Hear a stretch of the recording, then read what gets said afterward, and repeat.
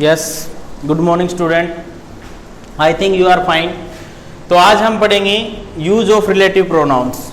Use of relative pronoun, use of relative pronoun में हम पढ़ेंगे कि रिलेटिव प्रोनाउन कौन कौन से वर्ड आते हैं रिलेटिव प्रोनाउन के अंतर्गत, और उसके बाद देखेंगे उनका यूजेज कि किस प्रकार से उनका यूज हो रहा है। तो देखिएगा, वीडियो शुरू करने से पहले मैं आपको बता रहा हूं कि जो बच्चे काम नहीं कर रहे वो काम करना स्टार्ट कर दें, ठीक है। जो वीडियो आपको दिखाया जा रहा है, आपके लिए तैयार किया जा रहा है, उसको आप अपनी नोटबुक में अपने नोट्स प्रिपेयर कीजिएगा। वो आपका लर्निंग वर्क भी है और राइटिंग वर्क भी है, ठीक है। तो देखिए, सबसे पहले use of relative pronoun. Relative pronoun का डेफिनेशन कुछ इस प्रकार से है, a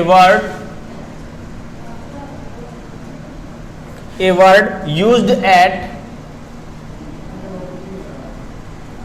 place of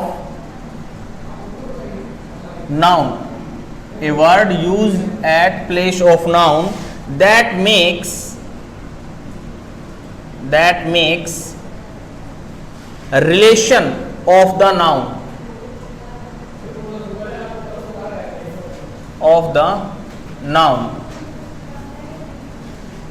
is called relative pronoun,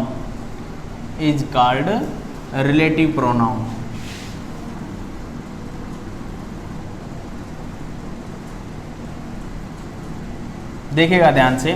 a word, एक ऐसा word used at place of noun, जो नाउन की जगह पर यूज होते हैं, वो हमारे सारे के सारे प्रोनाउन कहलाते हैं। तो इस वर्ड इस सेंटेंस को हम हर डेफिनेशन में ऐड कर सकते हैं। A word used at place of noun, एक ऐसा वर्ड जो नाउन की जगह यूज किया जाता है। दैट मेक्स रिलेशन, जो रिलेशन को बनाता है, ऑफ द नाउन, नाउन के साथ जो है क्या करता है, रिलेशन को शो करता है, इज कॉल्ड रिलेटिव प्रोनाउन। वह हमारा क्या कहलाता है, रिलेटिव प्रोनाउन कहलाता है। अब सबसे बड़ी बात यह है कि रिलेटिव प्रोनाउन के अंदर वर्ड कौन कौन से आते हैं। तो रिलेटिव प्रोनाउन के अंदर वर्ड हैं हमारे हु, whom, whose, ठीक है, which, that, etc। ये सारे के सारे वर्ड हमारे कौन से प्रोनाउन हैं, रिलेटिव प्रोनाउन हैं, जो एक सेंटेंस को जोड़ने का कार्य करते हैं, रिलेट करने का कार्य करते हैं, नाउन के साथ जो है रिलेशन करते हैं, ठीक है। तो इस प्रकार से ये वर्ड हैं, ये हमारे कौन से प्रोनाउन हैं, हु, विच, व्हाट, whom, ठीक है। व्हाट भी होता है भाई, ये सारे के सारे हमारे कौन से प्रोनाउन हैं, रिलेटिव प्रोनाउन हैं। क्लियर है बात। अब देखिए, सबसे पहले हम पढ़ते हैं use of who. Use of who का प्रयोग कहां कहां होता है। तो देखिएगा, सबसे पहले कहता है who comes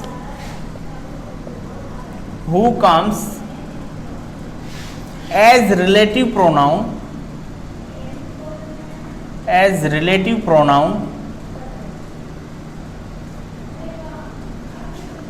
for human being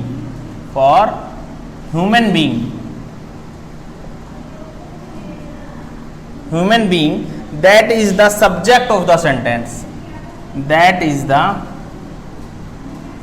subject of the sentence, of a sentence।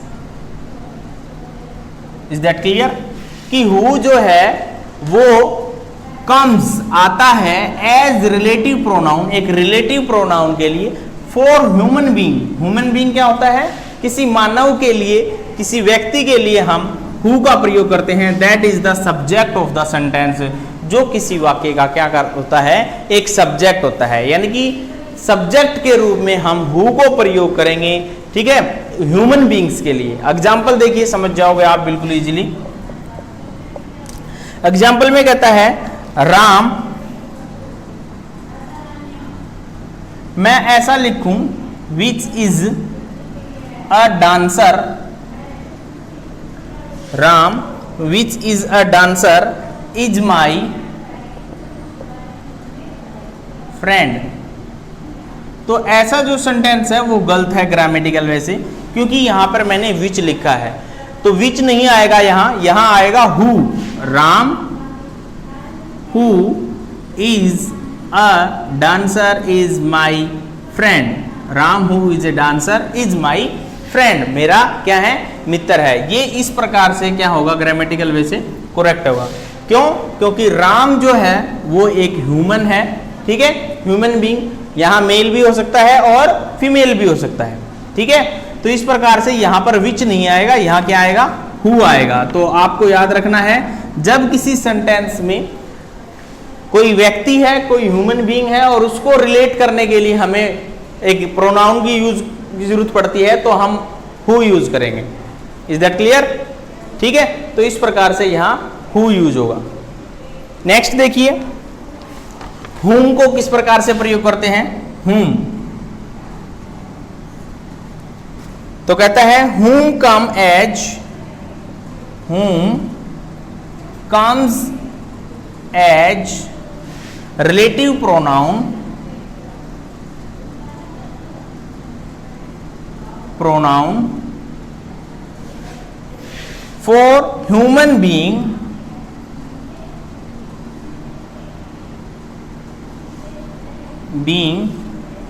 that is the object of a sentence, that is the object of a sentence।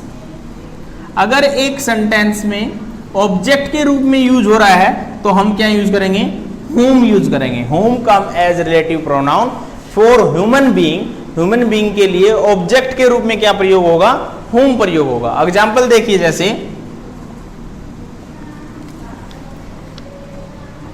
I know the boy,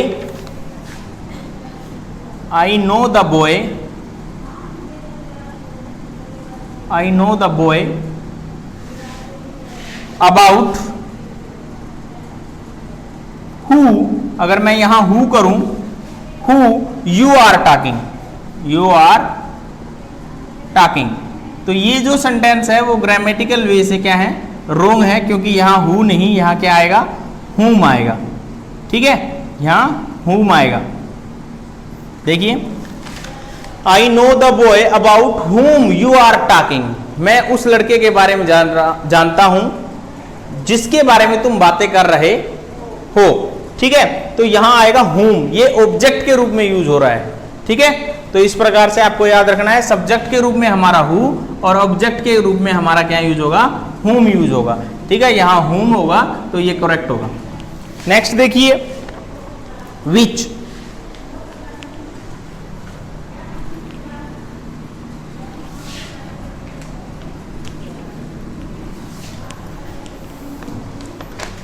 विच देखिए भाई, विच किस प्रकार से प्रयोग हो रहा है, which, which comes as relative pronoun,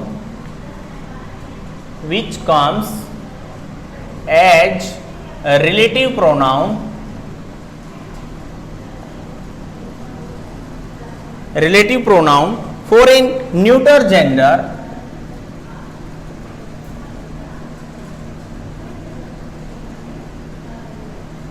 or a neutral gender that is the subject of a sentence, that is the subject of a sentence, of a sentence। तो यहां पर मैं जो है वो सब्जेक्ट भी कर सकता हूं और ऑब्जेक्ट, ऑब्जेक्ट और सब्जेक्ट दोनों जगह यूज होता है भाई। ये हमारा विच जो है, which come as relative pronoun for a neutral gender, neutral gender के लिए विच यूज करते हैं हम, that is the object of a sentence और सब्जेक्ट ऑफ ए सेंटेंस, यानी कि वो सब्जेक्ट के रूप में भी यूज होगा और ऑब्जेक्ट के रूप में भी यूज होगा। एग्जांपल देखिए, दोनों में करवाऊंगा, एक बार सब्जेक्ट की जगह पर यूज होगा और एक बार ऑब्जेक्ट की जगह पर यूज होगा। तो देखिए ध्यान से, the pen which is red, the pen which is red is running well, is running well। तो ये जो सेंटेंस है वो सही है, क्यों? क्योंकि ये विच जो है किसके लिए यूज होता है, न्यूट्रल जेंडर के लिए होता है, नॉन लिविंग थिंग्स के लिए यूज होता है। तो द पेन जो है वो हमारा न्यूट्रल जेंडर है ठीक है, और इसके साथ में हमने क्या यूज किया, विच किया। The pen which is red, जो पेन लाल है, इज रनिंग वेल, वह बहुत अच्छे से चल रहा है। तो ये एज ए सब्जेक्ट हो गया। एज ए ऑब्जेक्ट के रूप में भी यूज होता है भाई, जैसे देखिए I like the pen, I like the pen, I like the pen which you have bought, which you have bought, जो पेन तुम खरीद चुके हो वो पेन मैं पसंद करता हूं। तो यहां विच जो है वो एक ऑब्जेक्ट के रूप में यूज हुआ है, यहां विच जो है वो सब्जेक्ट के रूप में यूज हुआ है। क्लियर है बात। तो इस प्रकार से विच जो है वो रिलेटिव प्रोनाउन में न्यूट्रल जेंडर के लिए यूज होता है, रिलेटिव प्रोनाउन को शो करने के लिए न्यूट्रल जेंडर में प्रयोग होता है as subject, as object in a sentence. Is that clear. Next देखिए, एक होता है ऑफ विच भी होता है भाई, एक होता है ऑफ विच,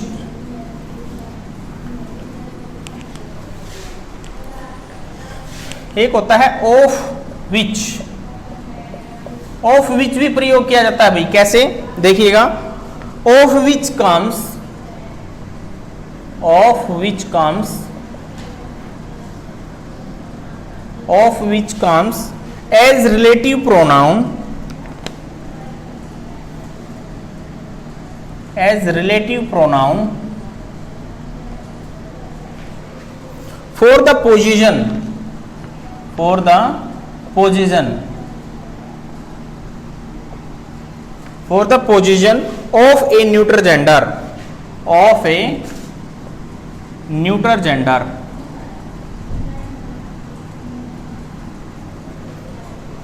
देखिए भाई क्या कहता है, ऑफ विच, एक वर्ड होता है ऑफ विच जो कि एक रिलेटिव प्रोनाउन का कार्य करता है।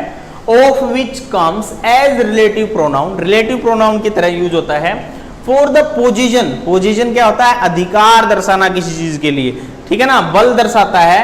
ऑफ ए न्यूट्रल जेंडर, एक न्यूट्रल जेंडर पर पोजीशन करने के लिए हम ऑफ विच का प्रयोग करते हैं। एग्जाम्पल देखिए समझ जाओगे, the pen of which, the pen of which nib is red. देखिए, the pen of which nib is red, वो पेन जिसकी निब क्या है, रेड है। The pen of which nib is red is running well, is running well.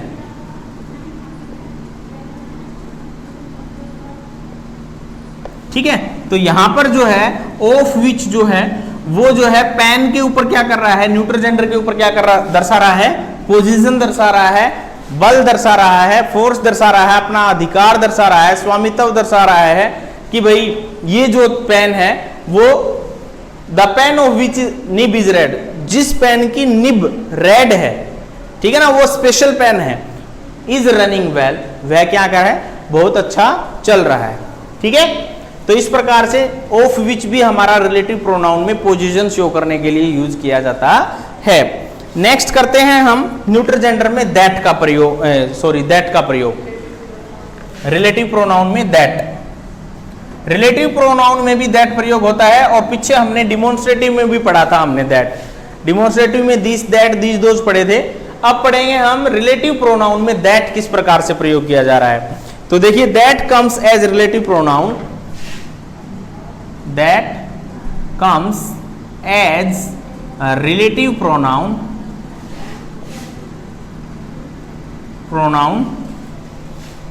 for a neutral gender,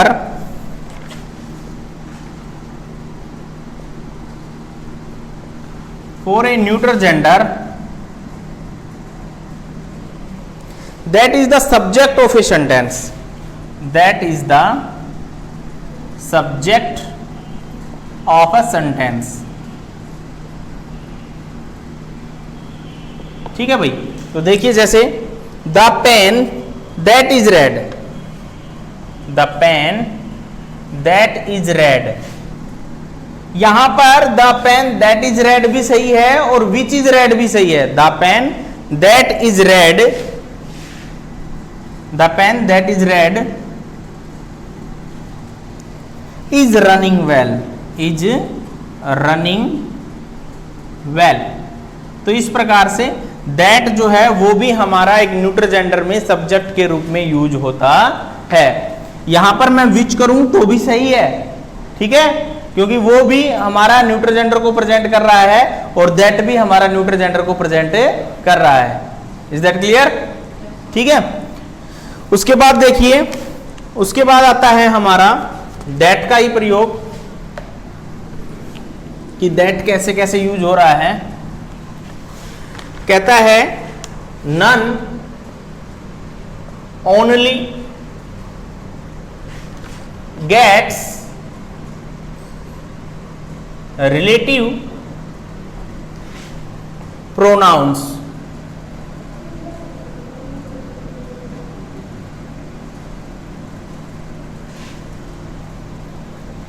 that after itself, that after itself। देखिएगा भाई ध्यान से, कहता है none only gets relative pronoun, none और ओनली प्राप्त करते हैं रिलेटिव प्रोनाउन दैट को आफ्टर इटसेल्फ, अपने खुद के बाद। कहता है नन के बाद और ओनली के बाद हमारा क्या यूज होगा? दैट यूज होगा, ठीक है। कहता है none only gets relative pronouns that after itself, यानी अपने बाद।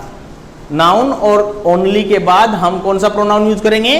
दैट। रिलेटिव प्रोनाउन हमारा दैट यूज होगा। एग्जांपल देखिए, Ram is the only student, Ram is the only student, ठीक है। यहां है who can solve this sum. तो यहां पर मैं हु लिखने की बजाय यहां क्या करूंगा? दैट। Is that clear? ठीक है। Ram is the only boy, क्यों? क्योंकि यहां पर ओनली आया है और ओनली और नन के बाद हम क्या यूज करते हैं? दैट यूज करते हैं। क्लियर बात? ठीक है। Ram is the only student that can solve this sum, जो इस सवाल को क्या कर सकता है? इस क्वेश्चन को क्या कर सकता है? सोल्व कर सकता है, ठीक है। तो याद रखना आपने, नन और only gets relative pronoun that after itself, अपने तो बाद वो है कौन सा प्रोनाउन यूज करते हैं? दैट यूज करवाते हैं, ठीक है। उसके बाद आता है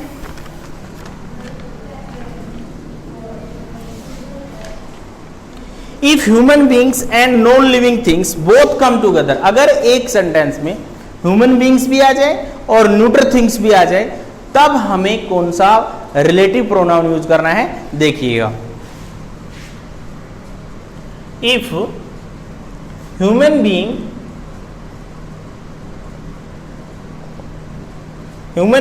and non living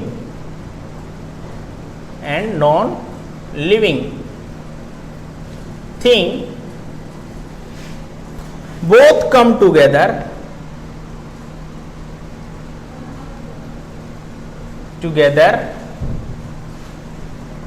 use relative pronoun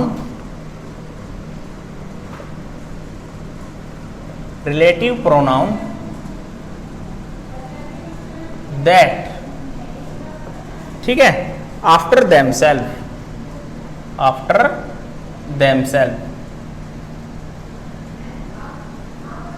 उनके बाद हमें क्या यूज करना है?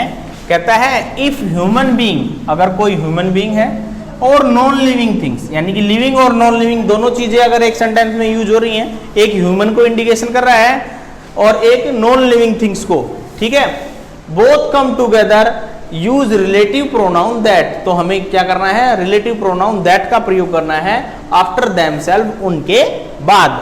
देखिए example, I saw Mohan and his car, Mohan and his car, I saw Mohan and his car। तो इस सेंटेंस में देखिए आप, यहां पर मोहन हो गया एंड हिज कार, और उसकी गाड़ी, ये क्या है? नॉन लिविंग है कि नहीं है? मैंने मोहन को देखा और उसकी कार को देखा।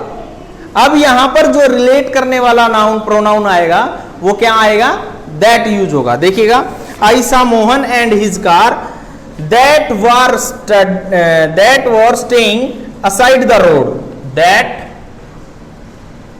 Were staying aside the road. ठीक है, तो यहां पर हमारा क्या यूज हुआ, दैट प्रोनाउन यूज हुआ। क्लियर है बात, हो जाएगा। तो आपको ये भी समझना है, अगर किसी सेंटेंस में ह्यूमन बीइंग और नॉन लिविंग थिंग दोनों एक साथ यूज हो रही हैं तो हमें यूज करना है रिलेटिव प्रोनाउन दैट। ठीक है, नेक्स्ट देखिए,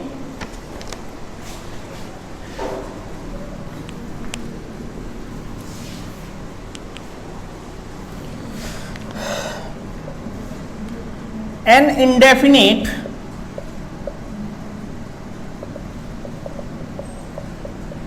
indefinite pronoun prefers relative pronoun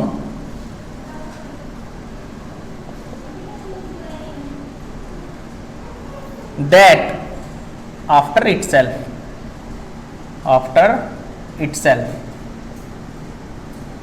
ठीक है भाई, क्या कहता है, एन इंडेफिनिट प्रोनाउन, कोई इंडेफिनिट प्रोनाउन जो है प्रेफर्स करता है रिलेटिव प्रोनाउन दैट को, कि इंडेफिनिट प्रोनाउन है कोई भी, इंडेफिनिट प्रोनाउन हमारे आपको पता है ना, जिसके अंदर कौन कौन से थे हमारे, ऑल, सम, एनीवन, एनीबॉडी, है ना, ये सारे के सारे हमारे इंडेफिनिट प्रोनाउन है। और इंडेफिनिट प्रोनाउन के बाद हमारा जो रिलेटिव प्रोनाउन यूज होगा वो कौन सा होगा, दैट यूज होगा। जैसे देखिए, all that glitter is not gold, कि सभी चमकीली चीज सोना नहीं होती। all that glitters is not gold, all क्या था, इंडेफिनिट प्रोनाउन था। ठीक है, और इंडेफिनिट प्रोनाउन के बाद हमारा कौन सा प्रोनाउन यूज हुआ, दैट यूज होगा। ठीक है, इसी प्रकार से देखिए, इज देयर एनीवन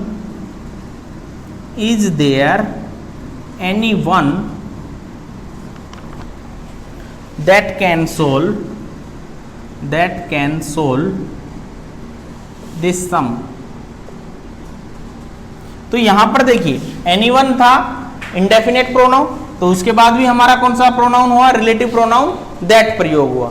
तो याद रखिएगा इन सभी रूल्स को, इंडेफिनिट प्रोनाउन के बाद भी हम क्या यूज करेंगे, दैट रिलेटिव प्रोनाउन यूज करेंगे। ठीक है, तो इस प्रकार से ये जो रूल थे हमारे रिलेटिव प्रोनाउंस के थे, इन सभी को आप सीखोगे और याद करोगे। ठीक है, अपनी फेयर नोटबुक में इनको लिखोगे साफ साफ। इस प्रकार से हमारे प्रोनाउंस जो है लगभग कंप्लीट होते हैं यूजेस। एक दो और बचे हुए हैं, वो हम नेक्स्ट वीडियो में लेके आएंगे। ठीक है, लेकिन आप सभी को जितने भी प्रोनाउन के रूल्स करवाए गए हैं, यूजेस करवाए गए हैं, वो रिवाइज करने हैं। इससे रिलेटेड मैं आपको कुछ वर्कशीट दूंगा बाय व्हाट्सएप। ठीक है, तो वो भी आपने सोल्व करनी है। और नेक्स्ट डे जब आओगे तब आपका प्रोनाउंस का टेस्ट होगा, फिलिंग द ब्लैंक्स में, एरर फाइंडिंग में। ठीक है, पर्सनल प्रोनाउन ढूंढना है, रिलेटिव प्रोनाउन ढूंढना है। ठीक है, प्रोनाउन बिल्कुल अच्छे से आप याद करके आओगे, अपने आप को तैयार करके आओगे। फिर ये मत कहना कि सर आपने बताया नहीं था हमें। जितना समझाया गया है सारे वीडियो देखिएगा और सोल्व करके देखिएगा। आपकी जो पुरानी नोटबुक है, नई वाली बुक है, उनको भी देखिएगा, उनसे ही वही क्वेश्चन आएंगे और वही आपसे पूछा जाएगा जो आपको यहाँ बोर्ड पे समझाया गया है। ठीक है, तो आज के लिए इतना ही काफ़ी। थैंक यू वेरी मच, बहुत बहुत धन्यवाद।